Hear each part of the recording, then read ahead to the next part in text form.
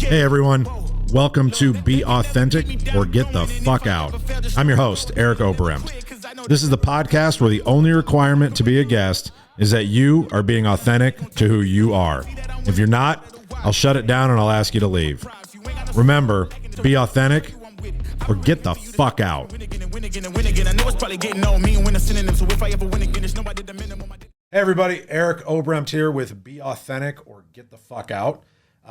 Special edition. We are here in Salt Lake City, Utah at Sam Taggart's event, Door to Door Con. And we decided to set up a podcast studio in our beautiful hotel room. It feels a little porny doing it in here and doing it this way, but such is life, and this is what we do. We're fully clothed. This is what we do when we're on the road. So anyway, today's a special edition, and I'm super excited about our guest today. We've brought on Diego Dante, correct? I always say people's last names wrong. Could be Dante. You know, it's whatever you want to call him. But it's not. Yeah, okay. So I've got Diego Dante here with, do you say you're with roofing.com now? Okay. Roofing.com. That's your jam? That's my, yes. Okay. That's what my business card says. Perfect. I'm super excited to have you here. We got an opportunity to get to know each other a little bit better, about a year and a half ago at the first retreat that I was at? Yeah. We didn't really get to talk much before that, I don't think. Sure. I think we chatted maybe a little bit at RoofCon last year or the year before. But then, yeah, we hung out in Gatlinburg, Tennessee at Revolt Retreat. Yes, that was a lot of fun. Yeah. That was exciting. What was really cool about that retreat, what I really enjoyed, just like some other retreats that I'd been on, is that we spent a lot of time really sitting down trying to get to know people and sharing shit that maybe we wouldn't share. And I know that I got an opportunity to sit in front of the fire and, you know, tell a little story about my life and my past and my journey and whatever. And you did, you know, the same thing. And it was kind of emotional, you know, for everybody. And I think that that's what drew me to you, to like you, because, and I talked about this in a couple of the other podcasts, I get bored very easily with people that had that nice little perfect life. You know what I mean? They woke up, they went to school, their mom and dad sent them to college, and they got a nice little comfy job, and nothing bad ever happened to them. And you know what I mean? Like that's not my story at all. No, they didn't have any trials and tribulations. They didn't have any, you know what I mean? Like nothing to work through. And those are the people that I'm attracted to spend time with and to get to know and to want to know better. And one of the reasons that I started this podcast was because I wanted to have an opportunity to sit down with people that maybe in a normal human life experience circumstance, I wouldn't have the opportunity to sit down with and get to know, right? So I thought, well, if I start a podcast and I say, hey, want to be on the podcast, they got to sit in front of me and we actually are going to spend the time, and we said this before, having a comfortable place to have uncomfortable conversations, right? And so that's the intent of what we're trying to do here.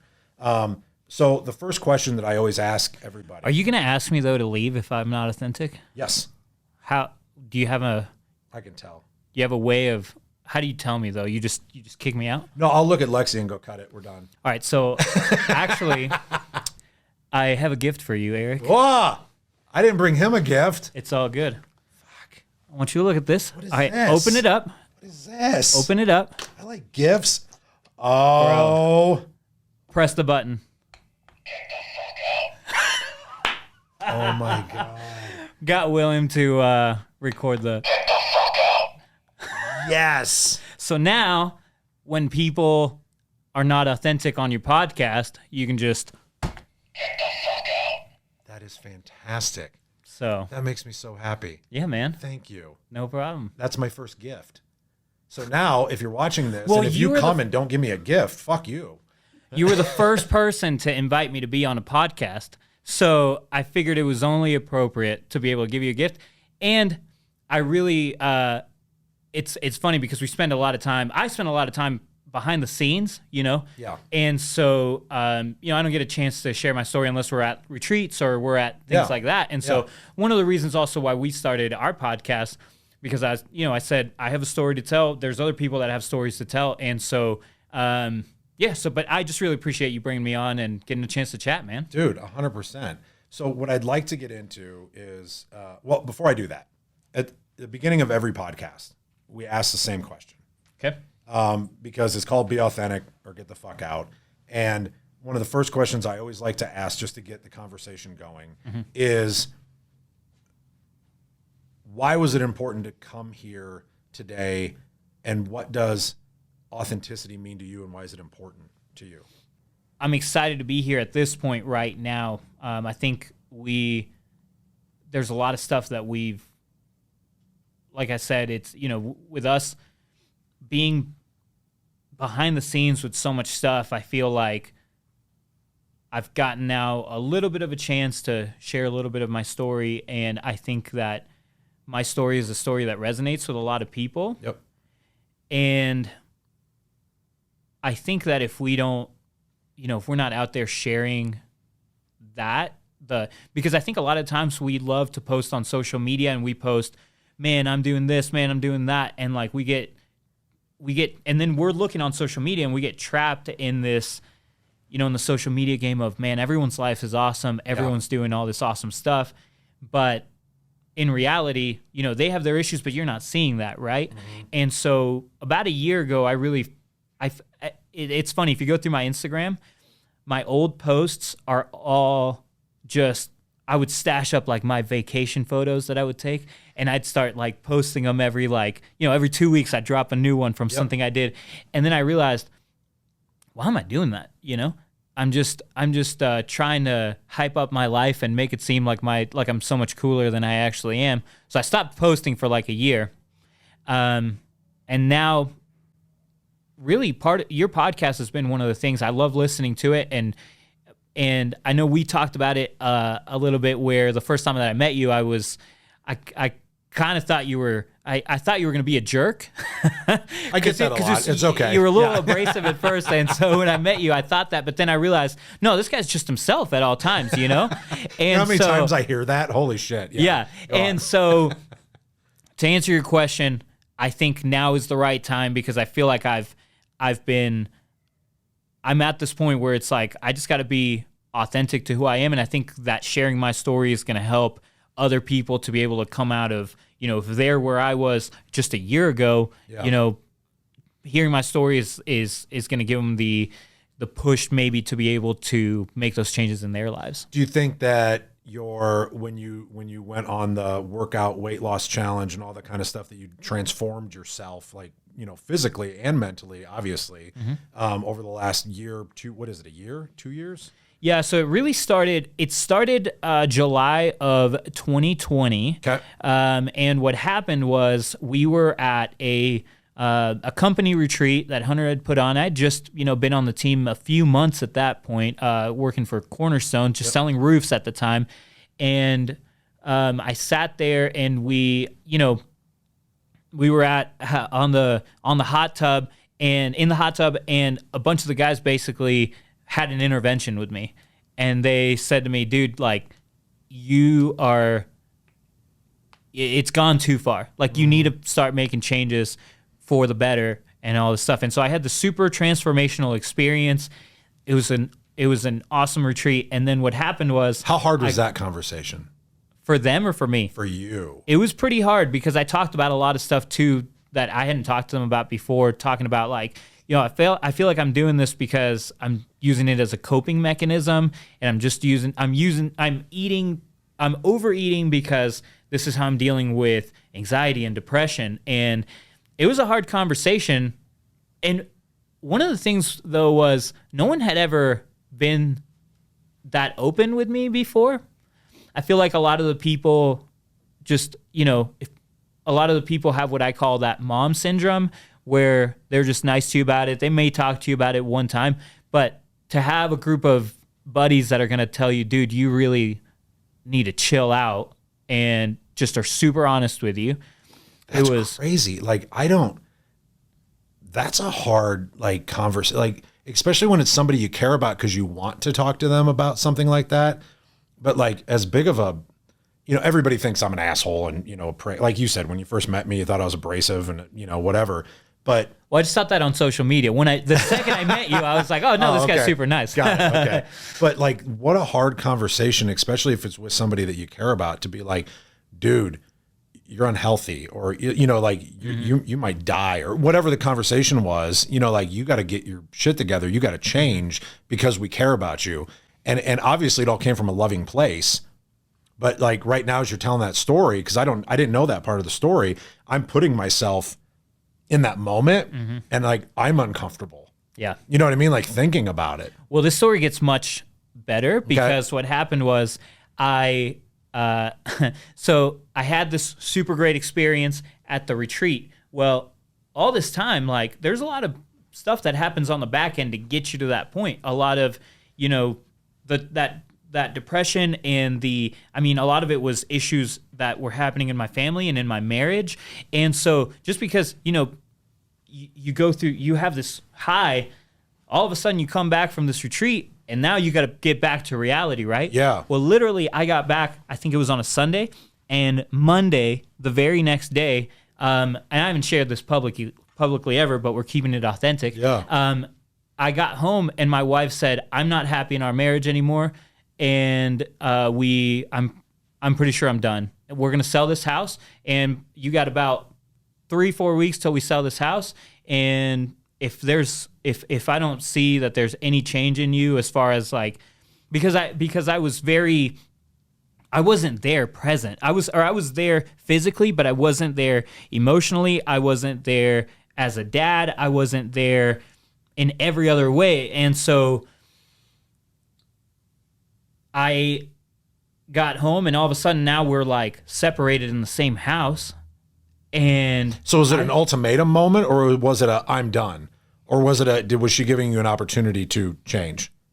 There was the door got shut to sliver. Like that Sliver. much. Yeah, exactly. Got it. Okay. And so, bro, that was one of the toughest, that was one of my like rock bottom moments, because it was, I have my wife, my 2 kids, it's all I'd been married at this point for 7 years, and the old 7-year itch. Yeah. And so I decided, you know what, like I have nowhere to go but up from here. And so I decided if I'm going to do something, now is the time, and I just got to go all in. And so I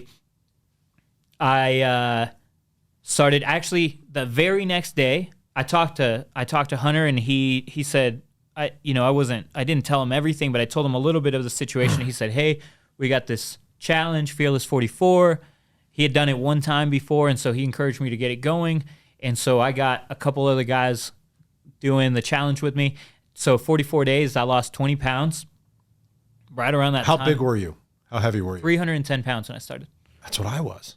Yeah, 310 pounds. I lost 10 pounds.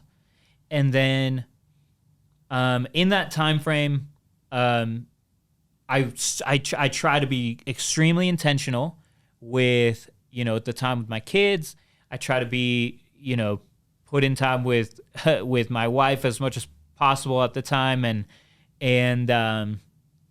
it just was, I tried really freaking hard, and at that we sold the house. So you did sell the house. We did sell the house. Did you want to sell the house, or was that a forced thing? Well, we were already. I was already living about an hour and 15 minutes from work. Oh. And so we were in a fixer-upper that we had bought. So you didn't sell the house because of the separation and all the stuff that you were threatened with? No. Okay, well, that was part of it, but I mean, it. She wanted to sell the house also because it was just causing a lot of stress in our marriage. Gotcha. Okay. And because we bought a big fixer-upper. Yep. Like 4,000 square feet, just, all this stuff. And so so we sold the house. We decided to keep it going, pushing a little bit with our marriage. We got a rental house in Greenville, and long story short, well, basically then what happened, fast forward a few months later, I started getting complacent again. And so I was really good at first because I was super intentional, Yeah. but then you start falling off the wagon. I started gaining weight again. Yeah. So I got back up to 300. And then we're sitting there at my son's birthday. By this point, like, I feel like I've gotten better at being intentional in the time with my kids, but I haven't been good at sticking with the physical aspect of it. And juggling a lot of shit. yeah. And so then it was my son's birthday, and we're sitting there. We went out to eat at a Mexican restaurant, and dude, I was stressed out that day. It wasn't even anything that crazy going on or anything, but I was stressed out. And I was at the Mexican restaurant. I feel like I'm just eating and eating and eating, and it's just part of, I'm just coping, right? Yeah. And we drove separate because I came from work. We met him there. So I'm driving home, and I stop at the gas station. I'm eating a box of donuts there. Eating a box of donuts. Well, eating, like, you know how you get like the little row of donuts and that you just finished Mexican dinner? Yeah, and yeah, said, yeah. fuck it, I need some donuts. Exactly, dude. Got it. I was stressed out, and I was like, this is the only way that I know how to cope with this. So I sat there, and I was waiting to finish them to leave because I was going to throw them away because I didn't want anyone to know that. It's like booze. Exactly, dude. And I've never drank in my life, but I know that I'm an addict. Really? Yeah, because anyway, so I want to get into that when we're done here for a second. Okay. Because I am intrigued by people that have never drank in their life. yeah, we can talk about I it. want to But talk about that. so that day, I made a post on Facebook, and I said, because I felt like I hit, like I felt like I didn't have any control at that point. Yeah. And so Step one. yeah. And so I got home, I posted on social media, I said, I need to talk to someone who's dealt with addiction because I don't know what to do right now, and I feel like I have a food addiction. And I had several guys that reached out to me and started talking to me. Some people out of place just talking to me about like weight loss routines and stuff. I was like, no, I don't need to talk about weight. Like, I know what I need to do. 97 friend requests we get every day from new fucking fitness coaches. Yeah, online. exactly. Yeah. Oh, like, God. come on, dude. You just have good metabolism when you're 20 years old. If you're 50 years old and you did it, then you can talk to me. Yeah. Anyway, so so that day, after talking to some guys, I decided, all right, I'm gonna really try hard, and I'm gonna start treating this as an addiction, and I'm just gonna worry about the next day. And I picked up a 12-step book, and I started reading it and going through that with some guys that had gone. Actually, some of the guys that have been in the Roofers in Recovery program kind of helped me out, and they were keeping me accountable, and I was talking with them and other guys in the industry and out of the industry. All that to say, 5 months went by. I lost 50 pounds in 5 months from March 23rd. It was like a month. It's 5 months and 2 weeks. I went from 300 pounds to 250 pounds. Wow.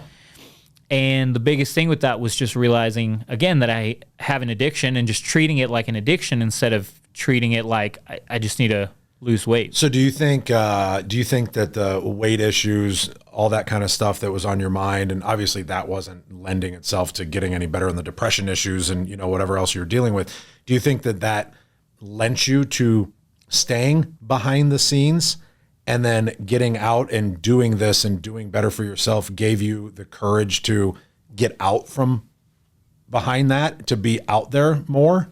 Maybe. I've always been very extroverted, and so I'm always talking to people and all this stuff. I think it's just a matter of like, I feel like and on a professional level, I feel like I'm good at making stuff run well behind the scenes. Yep. And so I just know my place, and it's kind of where I'm at. Yeah.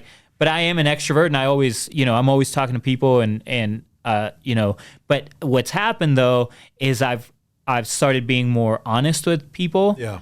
And I've started being able to tell the story instead of just having stuff be stuff that I just do on my own behind closed doors. Right. Now it's like, maybe not everything is podcast worthy where, you need to talk about it to the world, but like I can talk one-on-one with people and just be open and transparent and say, yeah, this is what I went through. Because you don't know who you're going to help. Yeah. Right. Like we were just talking about that earlier, where I'll meet people that are sober for a long period of time.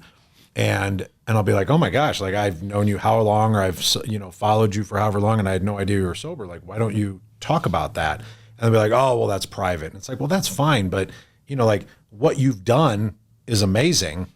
And when other people get to see that, you have an opportunity to help so many people just by people hearing your story. And I'm like, I understand, like, people want to be private and whatever, but like, I don't understand wanting to keep that for yourself, right? Because the only reason that I'm here and I'm not dead is because somebody shared it with me and showed me how they did it and how they got better and for free. Yeah. You know what I mean? Like, there was no cost involved. It was because this one guy said, I want to help you. Yeah. And he did. And it changed my life. And I mean, now we're here. Yeah.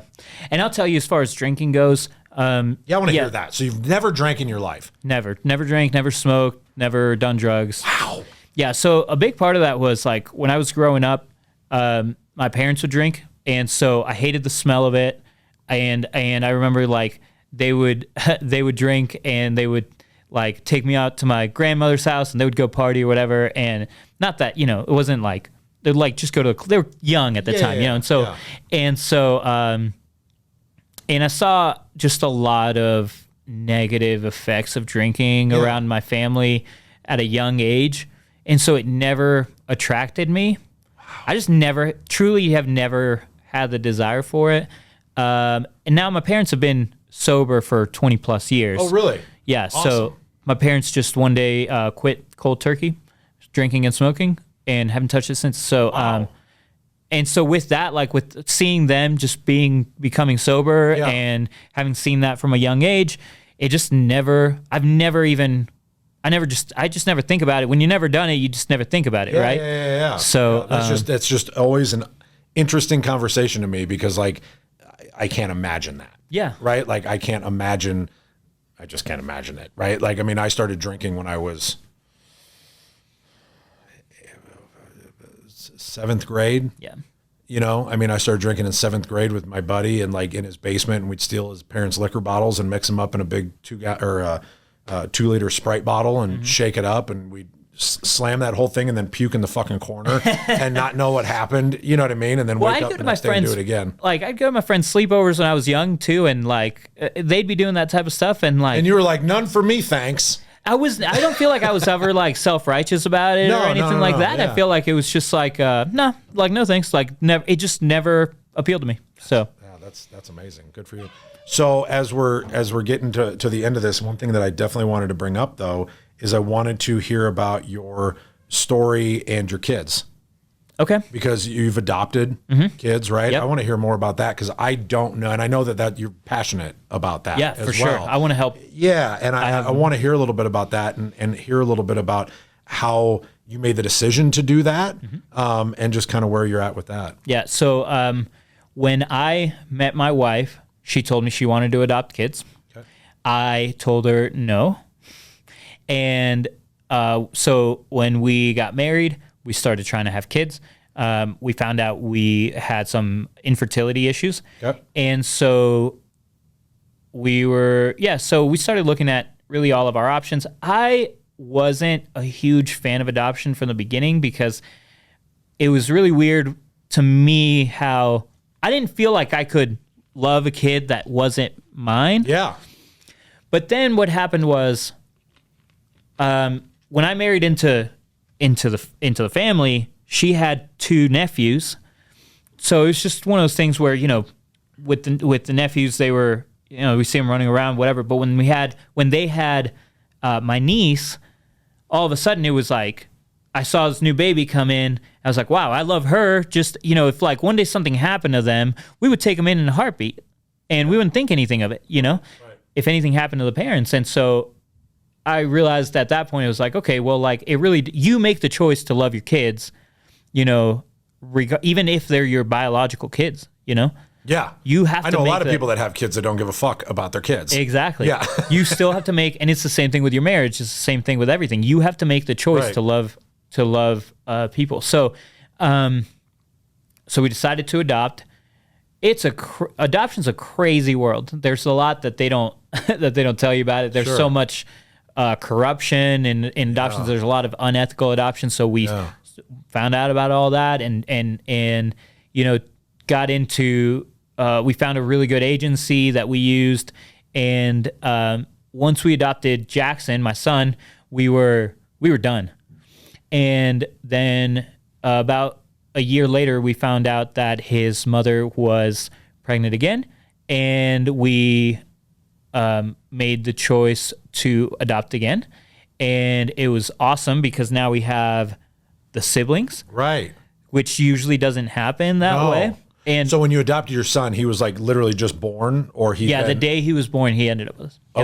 Okay. So like from the beginning. Yeah. I mean, so And then how did you find out that the mother was pregnant again? the lawyers called us. Because the mother didn't have anything to do with your son, right? Yeah. So, so with that, it's just that, you just got to go through all the legal channels to go through that. So they placed, she was deciding to place again. And so then she reached out to social workers who reached out to lawyers who reached out to us. That's how that stuff That's how it worked. Okay. Got it. Yeah. So it wasn't like she told you or anything like that. Yeah. Got it. So then got the sibling. Is that little girl? Yeah. So Rosie. Yep. So they're siblings there. And they are, in that terrible, 3 and 4 year old age where they just destroy everything. So is that I was just going to ask that. So how old are they now? Yeah, 3 and 4. Okay. So Jackson's 4, Rosie's 3. Okay. And they're awesome. And part of now what I've realized is that there's a lot of kids that need to be adopted. And so one of the big things that I've been trying to focus on is how do I help? Obviously, I can't adopt every single kid out there. No, you cannot. But how do I help out, from far away? And so a lot of it is talking about adoption. We did 100 Mile June, which was a fundraiser that we did, and we ended up helping 4 kids become adopted through that. So that's really like my big passion now is helping kids become adopted. And in the process, helping families out that, couldn't conceive or whatever. But the big focus is the kids, obviously. So it's just something I'm super passionate about, man. That's amazing. I love that. I love the story and how ignorant I am. Like, I didn't realize that they were siblings. Yeah. Right? Like, I knew you had 2 kids. Yeah, they're biological siblings. Yeah, I adopted 2 kids, but I had no clue that they were biological siblings. What an amazing opportunity to be able to put, you know what I mean? Like, not only your family together, but them together. Like, that's super powerful. Good for you. Like, and one thing too, like I said, is I'm super big on the ethics of it part because there's so much crap going on with the adoption world that it's, how do you not only help kids become adopted, but make sure that it's done in an ethical manner. And so how do you do that? Yeah. So there's a lot of that, and part of what that's why I encourage everyone, like, make sure you vet the agencies you're working with. Yeah. I have a great agency that we've worked with, and I try to push, when we did 100 Mile June, I was like, this money's going through them because I know that they're going to make sure that everything is done right. But there's a lot of shady things go on where, like, people, like, don't tell the fathers that, like, they have a kid and stuff like that. Like, part of that is like, what if the father was a good figure that could have adopted? Right. Not that that's always the case, but there's always a lot of stuff, and there's always 10 sides to every story with that. Yep. And I just want to make sure that just that there are ethical adoptions going on. And so to kind of put the story all back together, right? I mean, you started where you started. You came home, wife was pissed, basically told you to piss off, and you made a decision to get better. And you had your son already? Or you had we had both of them? the kids. You had both the kids. Okay. So you had both the kids. So you're dealing with figuring out how you can be healthy so you can live. You've got 2 kids at home and a wife pissed off at you, and you decided to take 2 kids that are adopted too. Right. 2 kids that are adopted. I feel like it adds a level of, I feel like it's one, I don't know why, but in my head, I kept thinking, like, I feel like if I adopt these kids and now I get separated from, I adopted these kids to make sure that, like, for them, it's like, I want to make sure that they have a good life, right? Right. But now it's like, oh, now they're going to have parents that are divorced. And it's like, that wasn't the point. Yeah, exactly. So that was I think about that every single day. Yeah. Now it's, I have to fight for these kids to have the best life possible because I remember why we adopted. Yeah. We adopted to make sure that these kids had the best life that they could have. Yeah. So it gives you the opportunity to be more intentional about your marriage. Exactly. Right. So that the kids can have the life that they were supposed to have. And I think a lot of times, regardless of whether you've adopted or not, we don't think about the why of what you're doing, Yeah. right? And it's kind of a cheesy, corny thing to talk about, but like if you have that at the forefront of why you're doing it, why you're doing things, you can make sure that you live a more fulfilling life. Yeah. Because you're thinking about because you have the end in mind. Yeah. That's awesome. I love your story. I know we're kind of coming down to the end of time of what we got here today, but I wanted to give you an opportunity if there's anything in the last couple of minutes that like you just want to tell the audience or whatever. I think that the theme of this has really been helping people, right? I mean, I think that the theme of this has kind of just turned into helping people. And when people have issues or problems, whether it's drinking or drugs or food or whatever it is, or trying to help kids, how much more rewarding and fulfilling your life gets to be, right? And you're not just living in your own shit anymore. You're there helping others, which is what we all should be doing. I think, and I love that that's the direction that this took. But like I said, I'd like to give you an opportunity if there's anything that you'd like to kind of close out with to tell the audience or, whatever. Yeah. I mean, it's just, I think we've talked about most of it. It's just a matter of like, if you're going through stuff, you're going through tough times, it's life gets better, but you have to put in the work and you have to make the choices, right? Yep. And what I've learned is I can't look at the end a lot of times if I'm looking at the changes I've got to make, because if I think to myself, I got to lose 50 pounds, dude, it'll eat me alive. Yeah. I just got to break it down Yep. and say to myself, all right, I just got to lose 1 pound in the next 4 days. Right. Yep. However, I got to do and that. That's the same conversation I have to have with drunks. Yeah. And they call me and they're like, what the fuck do I do? And I'm like, just don't drink today. Yeah. I go, send me a text, give me a call and tell me that today I'm not going to drink. Don't fucking worry about tomorrow. We'll worry about tomorrow together tomorrow. Yeah. Worry about today and what you can control today, and everything else will end up taking care of itself. Yeah. So So I mean, it's just that, you got to make the choice, but start with today. Yep. And worry about making sure that today you live the life that you want to live, a year down the road. Love it. Diego, thank you so much for being here. Thank you for taking the time and coming over here. I'm excited to run across the street and go do your podcast now. Yeah. Can't wait to see what comes out in that one. But anyway, I know we got time. We got to wrap up here. Thanks again. Can't wait for the rest of the weekend, see what we're going to learn over at D2D-Con. And as we close every episode, remember everybody, be authentic. Or get the fuck out. Never fail, just know I'll go again. I never quit, cause I know that every loss may lead to another win. I'm going up. I bet when I land it